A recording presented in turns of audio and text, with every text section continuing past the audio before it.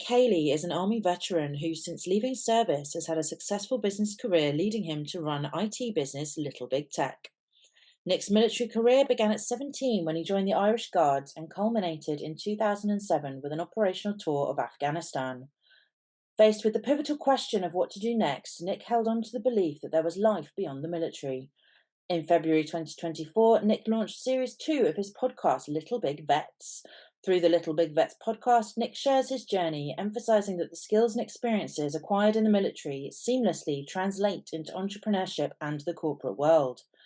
Resilience, resourcefulness, perseverance, and passion shaped by active duty can guide entrepreneurs through their next career stage. Nick is here with me today to discuss the business of veteran careers and entrepreneurship. Welcome to Connections Radio, Nick, and thank you for joining me today. Would you like to kick us off with a deeper explanation of the mission of your podcast, Little Big Vets, and what propelled you to launch it in the first place? Yeah, sure. Hi. So I was already into the world of running my own business post army at the point that I started the podcast, and I'd had the itch to do a podcast, but I'd listened to some podcasts from other tech companies, and that made me quite sure I didn't want to do one of those.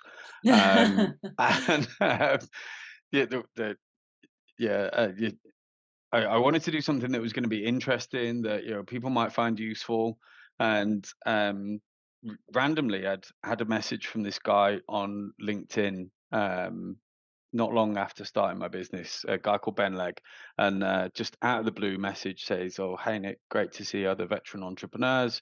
Let me know if there's anything I can ever do to help." So I'm like, it's a bit odd. So I had a look at the guy's profile, and ex-army, and then McKinsey, Coca-Cola, COO of Google Europe. And I was like, wow, This is getting this is a pretty interesting. serious guy. So I just thought, well, shoot your shot, and messaged him back and said, hey, thanks for reaching out. Why don't we meet up for breakfast? So we went and met for breakfast, got to know each other a little bit, and he then told me about this veteran entrepreneurs group that he runs, and it's quarterly drinks and a WhatsApp group. Nothing more than that. But I started going along to these events, and the people I was meeting were incredible. And after the first one, I knew what my podcast needed to be, and Mm. because I thought back to my time when I was leaving the military, and um, there wasn't anywhere where anyone was bringing together these stories of, hey, you know what, you can do some really amazing stuff post military, um, rather than like the cliche stuff of go and work for BT, go and work in private security, or and there's nothing wrong with any of those things, but that there's other routes, and I was looking to. I remember when I was leaving, I was looking to really change my life, and yeah, if I'd known some of these stories, then I might have taken more action earlier.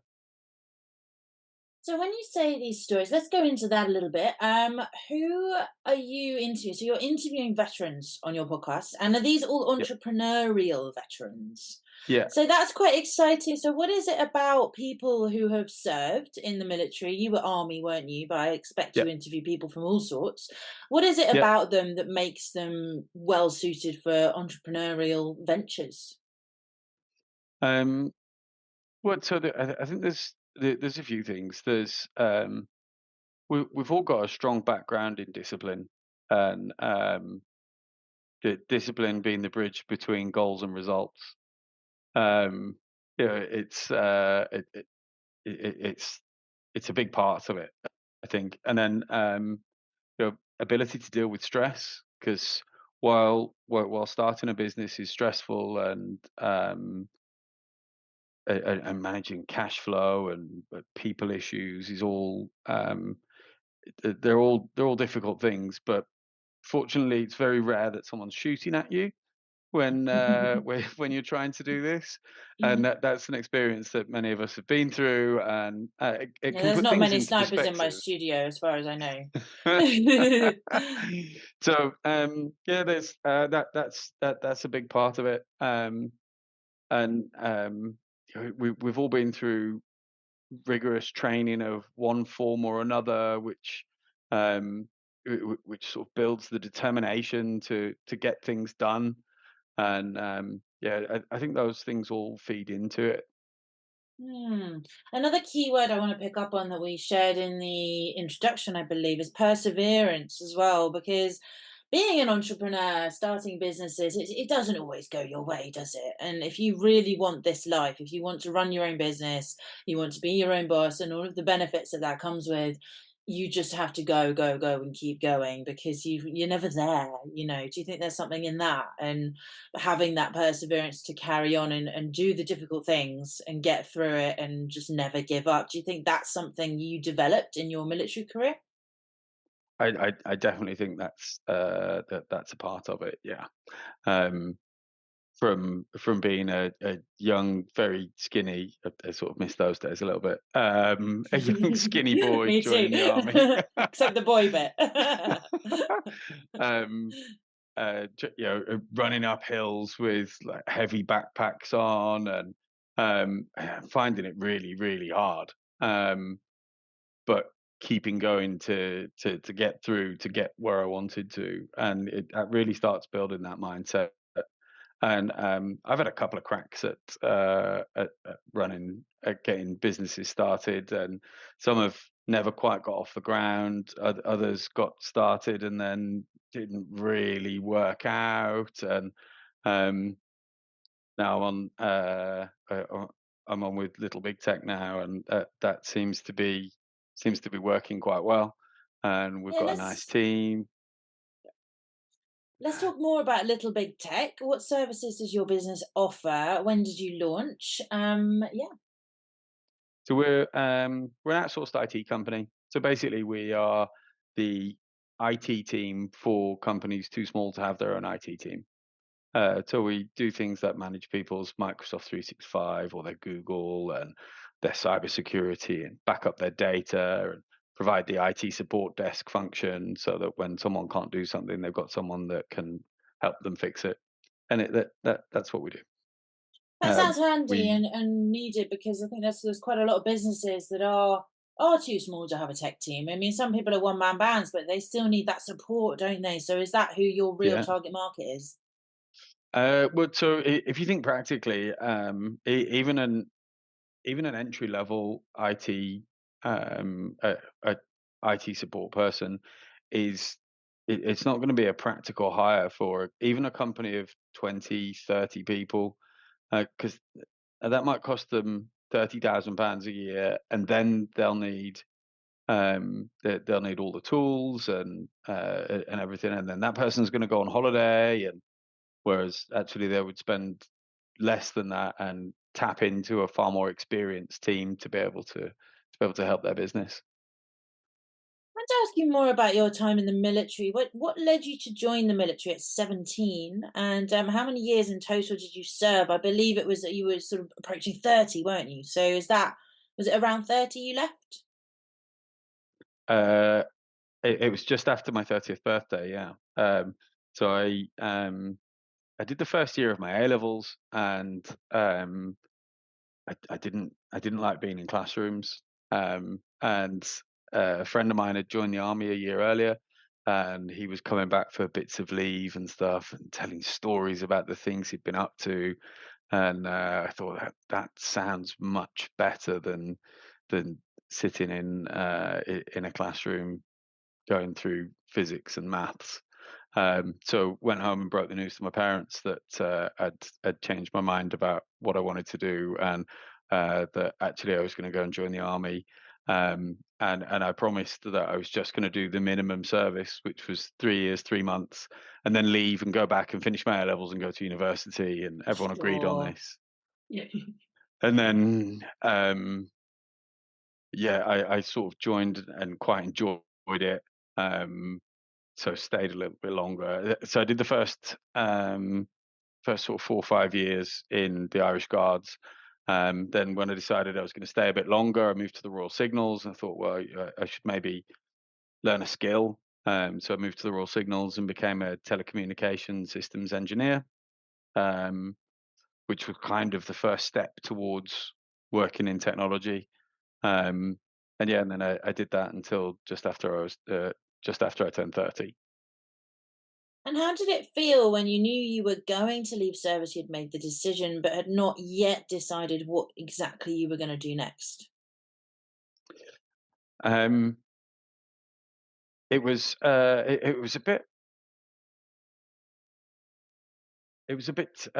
bit strange really, because like the whole of my adult life had been you know, was sort of within predefined boundaries set by someone else around, well, this is what you're going to do, and this is where your next job's going to be, and this is where you're going to live, um, and then to sort of like remove those boundaries, it was a bit daunting is not the right word, but I didn't. I was very optimistic about what the future could bring for me, but yeah, I was very unclear on exactly what the delivery of my life post military was going to be like. When you talk to other veterans, do you find a lot of them were sort of excited and optimistic about the future, or do you find almost the opposite with some people? Do you think some people find it quite, well, as you said, daunting, but perhaps are not as positive about life after the military? Because there's such a camaraderie, isn't there? I imagine, and you see in films and things. I've never been in the military, but I imagine some of that stuff comes from true life. You can find examples of all types of all types of people coming from there, from the very optimistic, um, and people who are going to do very well. Unfortunately, right down to people who've done very tough and very difficult things, and it's changed them as a person, and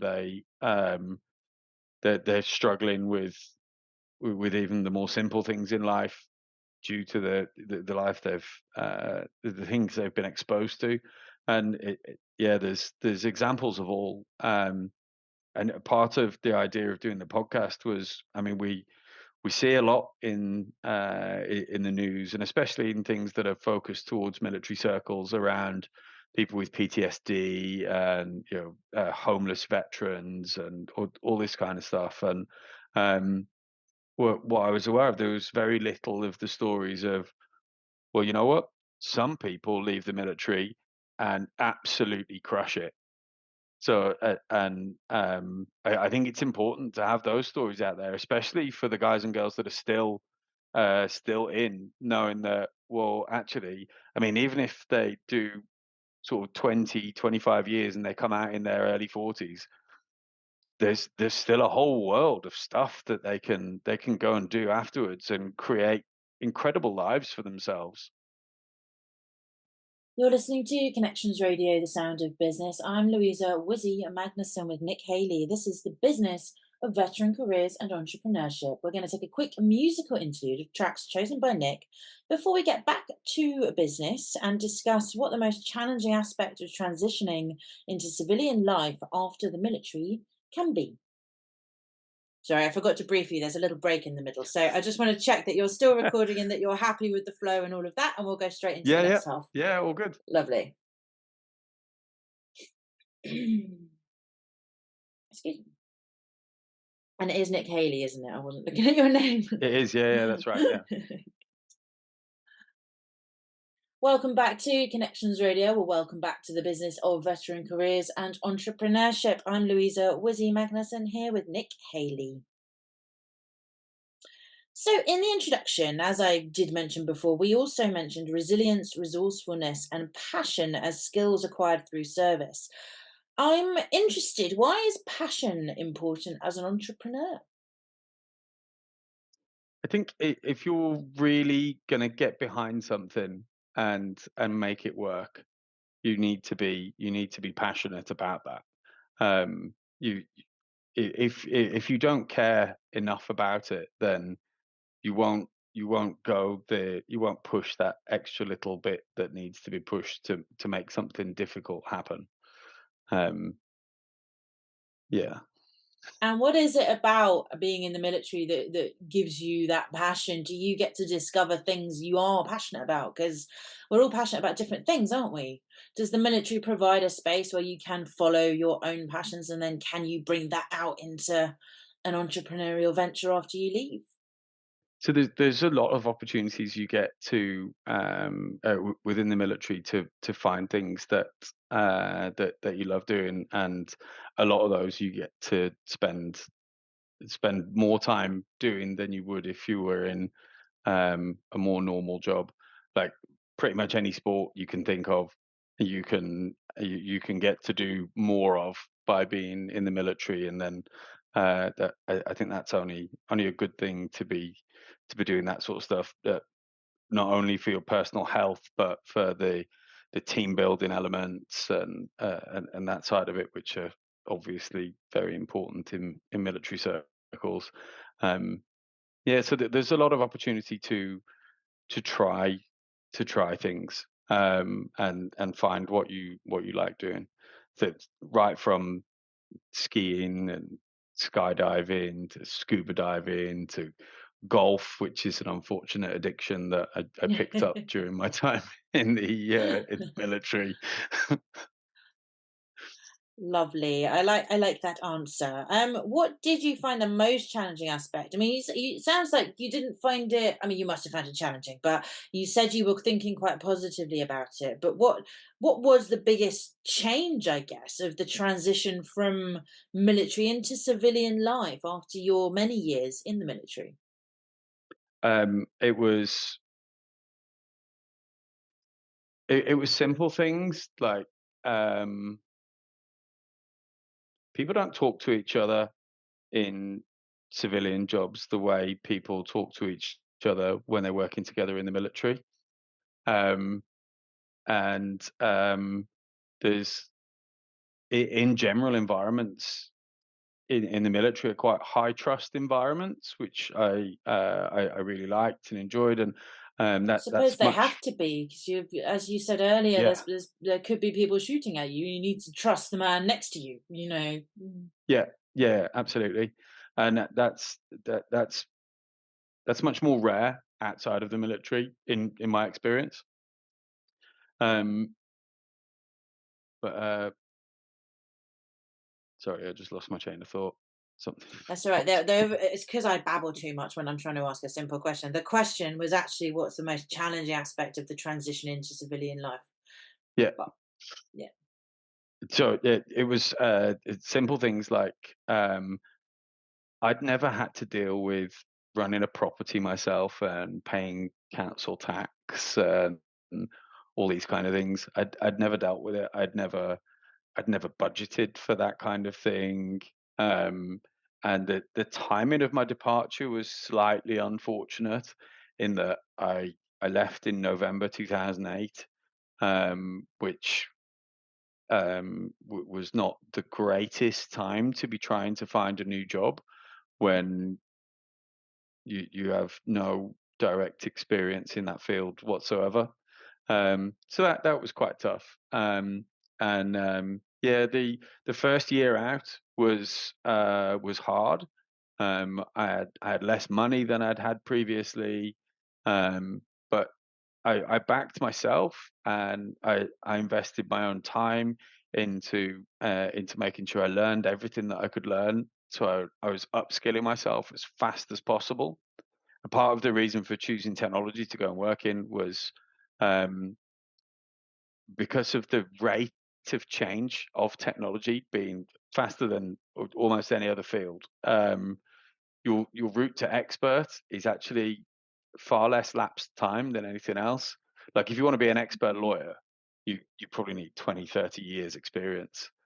But in tech, you could be an expert in an area of technology in 3 or 4 years, just because of yeah. how Particularly if quickly you go things are niche. changing.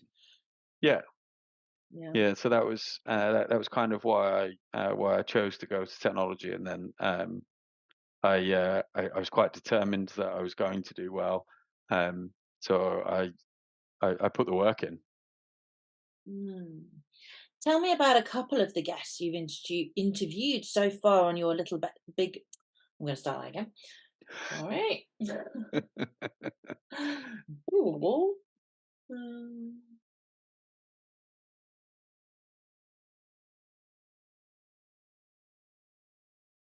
Tell me about a couple of the guests you've interviewed so far on the Little Big Vets podcast and why you selected to share their particular stories. Well, so I mentioned Ben Legg earlier, the guy who went off and became COO of Google Europe. He runs a company called the Portfolio Collective now, where um, it's basically about people finding different fractional roles to work in multiple different things at the same time. I invited Ben because he's like just a super impressive and interesting guy.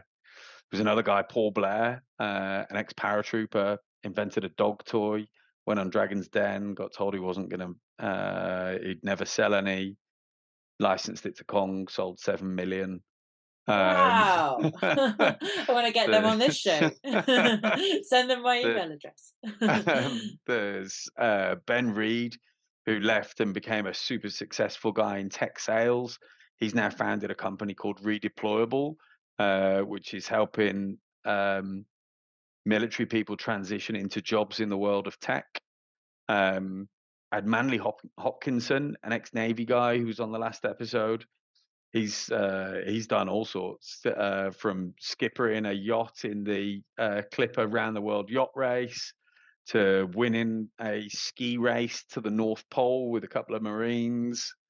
Um, yeah, there's Jen Lothian, who's created um, an app called MyArc that is that basically the concept is like it's a personal data warehouse where you keep all of your important personal data, like your passport details, all your insurances, and then they have workflows in there to help you along the way if you are buying a house, or if you're getting a new dog, or all the financial and legal things that you should pay attention to in those processes.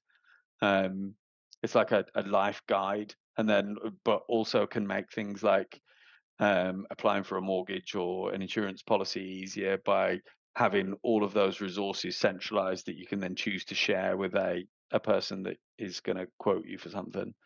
um, yeah, there's just so many incredible people that I've met.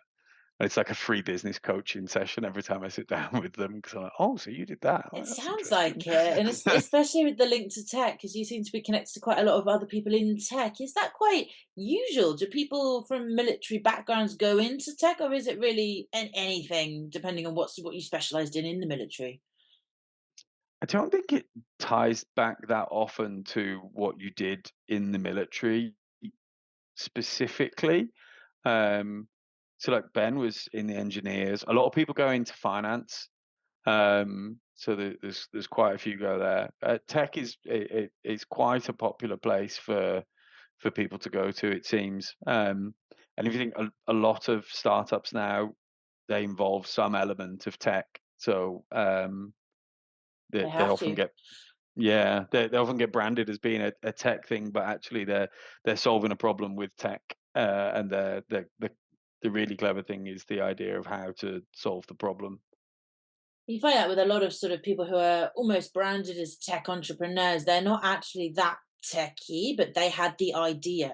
And what Yeah, they've done very well is build a tech team around them of IT experts and technology experts and app developers. And they've created something out of this idea. So it's a sort of marriage between the idea and then the knowledge, isn't it? yeah.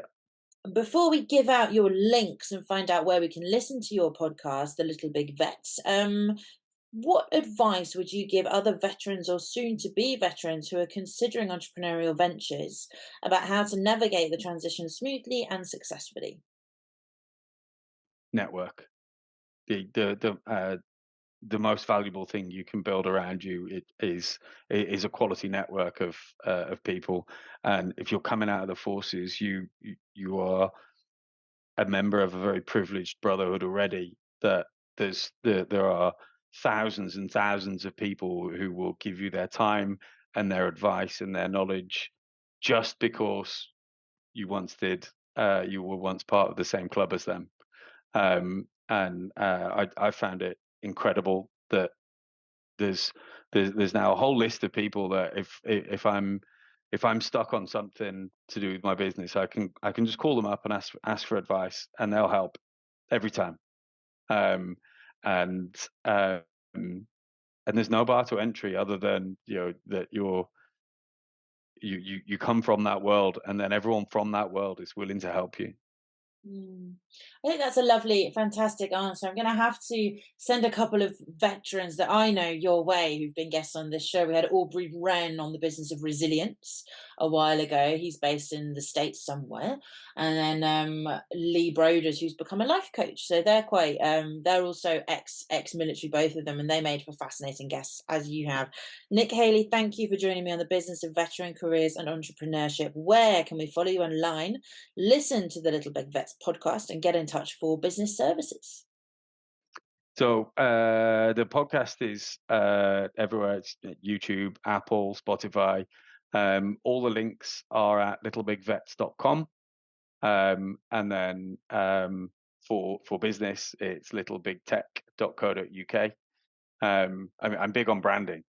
Yeah, you like this little big idea, don't you? I like that idea as well. Where did it come from? I was I was stuck for a name for the business, and it's kind of evolved into something that it's actually better named than it was ever planned, because we've started doing some acquisitions.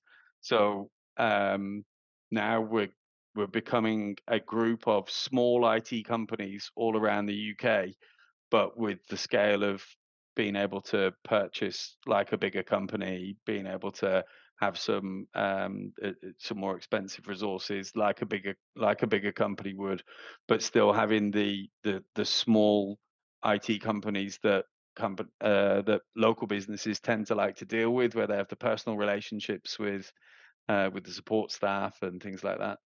It sounds fantastic. Nick Haley, once again, thank you for joining me today and have a lovely afternoon. Thank you very much. Right, you can stop recording. And I have to admit, you're my first one.